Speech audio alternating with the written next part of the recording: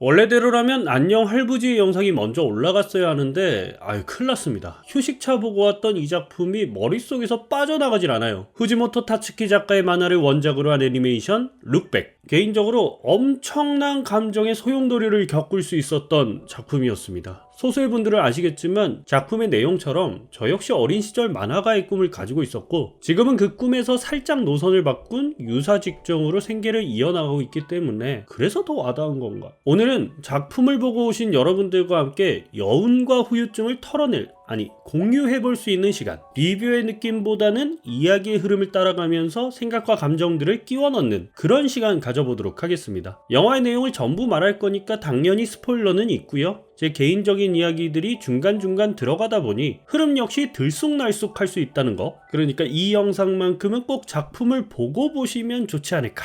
그리고 오늘 저 좀 진지하니까 요거 적응하셔야 합니다. 웃음기 1도 없어요. 암튼 이야기 이어나가 보도록 하겠습니다. 이제 한계야. 포기할래.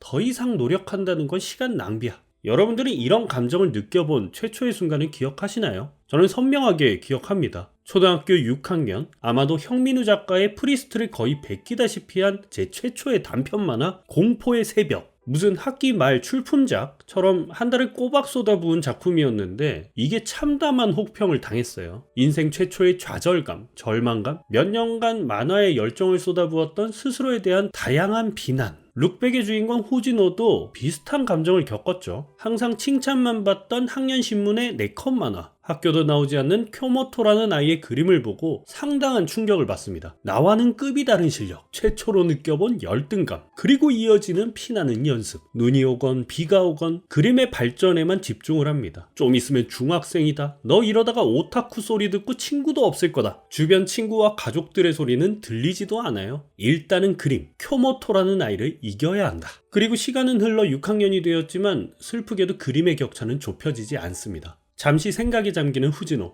짧지만 깊은 초딩의 결단. 에이, 그림 간둘래.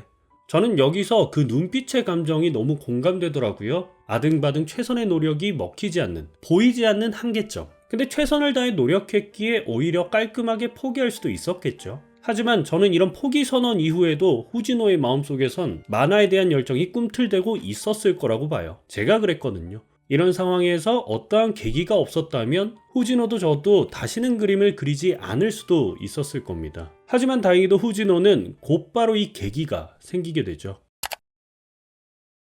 쿄모토는 히키코모리입니다. 우리말로는 은둔형 외톨이. 현관문은 잠겨 있지도 않고요. 무슨 이유에서인지 부모님은 보이지도 않아요. 자신의 방 밖으로는 나오지도 않는 그림만 그리는 외톨이. 그런 그녀의 집에 후지노가 방문을 합니다. 같은 네컷 만화를 연재했다는 이유 하나로 졸업 앨범을 전달해야 했기 때문이죠. 굳게 닫혀있는 쿄모토의 방, 주변에 쌓여있는 연습 노트. 요거 보면서 와, 저도 공책 저렇게 쌓아놓고 연습 많이 했거든요. 막 괴짜가족 같은 그림 연습하고. 암튼 후지노는 문 앞에서 짧은 네컷 만화를 그려요. 화면에 보이는 요 만화인데 이게 어쩌다 쿄모토의 방문 틈으로 들어가게 되면서 둘의 본격적인 인연은 시작됩니다.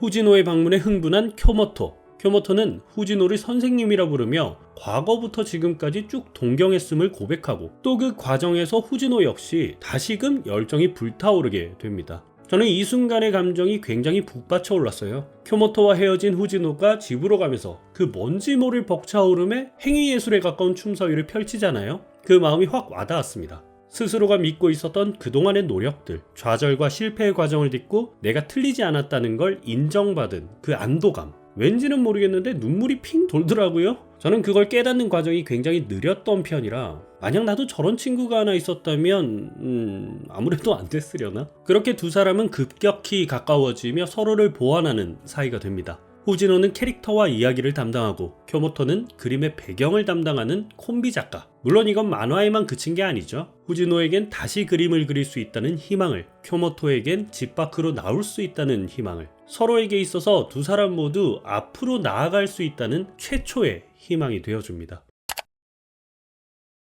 여러 만화를 함께 만들고 또 그 이상의 추억을 쌓은 두 사람이지만 이별은 어김없이 찾아옵니다. 새로운 만화의 연재 소식 앞에 쿄모토가 이야기를 꺼내죠. 나 미술대학에 갈까 해. 더 이상 연재를 도와줄 수 없을 것 같아. 후지노는 쿄모토를 향해 아픈 말로 반박합니다. 넌 내 옆이 아니면 말도 잘 못하잖아. 나만 따라오면 모두 잘 될 텐데. 저는 이 대화에서 후지노의 상처받고 싶지 않은 마음, 또 쿄모토를 잃고 싶지 않은 마음이 너무 잘 느껴졌어요. 근데 또 대학에 가고자 하는 쿄모토의 마음도 뒤에 가서 나오지만, 쿄모토는 항상 자신의 느린 손을 언급하잖아요. 더 넓은 세상, 지금보다 더 잘 그리고 싶은 마음. 두 사람 역시 서로의 마음을 모르지 않기 때문에 누가 누구를 막을 수는 없어요. 결과적으로 두 사람은 서로에게 꿈과 희망을 만들어 주었기 때문에 이제는 헤어져야 하는 겁니다. 그렇게 둘은 각자의 길을 갑니다. 어느 정도 세월이 흘러 후지노는 유명 만화가로서의 길을, 쿄모토는 미술대학에 가서 자신이 하고 싶었던 공부를, 그렇게 서로를 도왔던 두 사람의 이야기는 차라리 이렇게 끝이 났어야 했는데. 뉴스에서 흘러나오는 긴급 속보, 미술대학 교내에서 정체불명의 남성에 의해 12명이 사망하고 3명이 중상을 입었다는 비극적인 소식. 불행히도 이 사건으로 인해 쿄모토는 운명을 달리하게 됩니다. 충격에 휩싸인 후지노. 절망적인 눈빛 너머로 과거의 기억들이 지나갑니다. 나는 손이 너무 느려. 후지노처럼 그림을 좀 더 잘 그렸으면 좋겠어. 에이, 그건 아무것도 아니야. 실력이 늘면 속도도 빨라질 거야. 쿄모토는 항상 내 등을 보면서 성장하는구나. 여기서 작품의 제목 룩백이 언급되죠. 뒤돌아보다, 되돌아보기, 또 다른 뜻으로 주저하다라는 의미도 들어있는데 이 모든 게 어울리는 제목이긴 하네요. 장례식이 끝나고 쿄모토의 집에서 정리를 하는 후지노. 그곳에서 그녀는 과거 자신이 그렸던 4컷 만화를 발견합니다. 나오면 안 돼. 나와라 나와라. 은둔형 외톨이 세계대회 결승. 현재 1위는 큰 차로 쿄모토 선수입니다. 완전히 무너져 내리는 후지노. 그녀는 죄책감 이상의 감정에 휩싸이게 됩니다.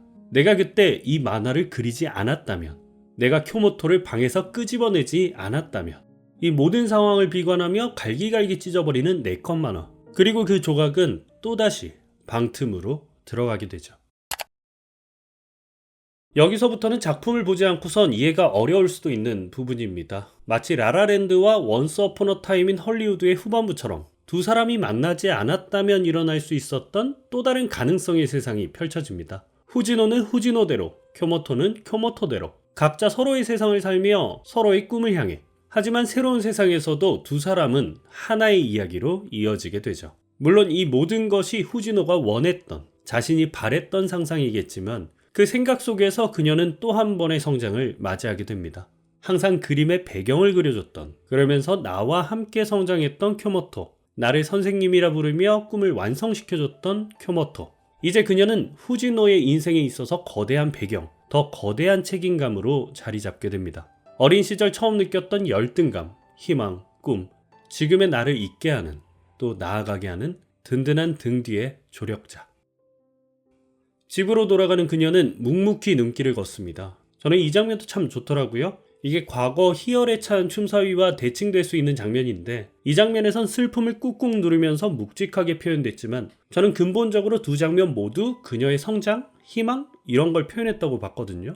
또 한 번 쿄모토에게 앞으로 나갈 힘을 얻는 후지노. 집에 도착한 그녀는 곧바로 유리창에 4컷 만화의 프레임을 붙이죠. 그리고 어린 시절 열정을 다했던 그때처럼 또다시 펜을 들게 됩니다.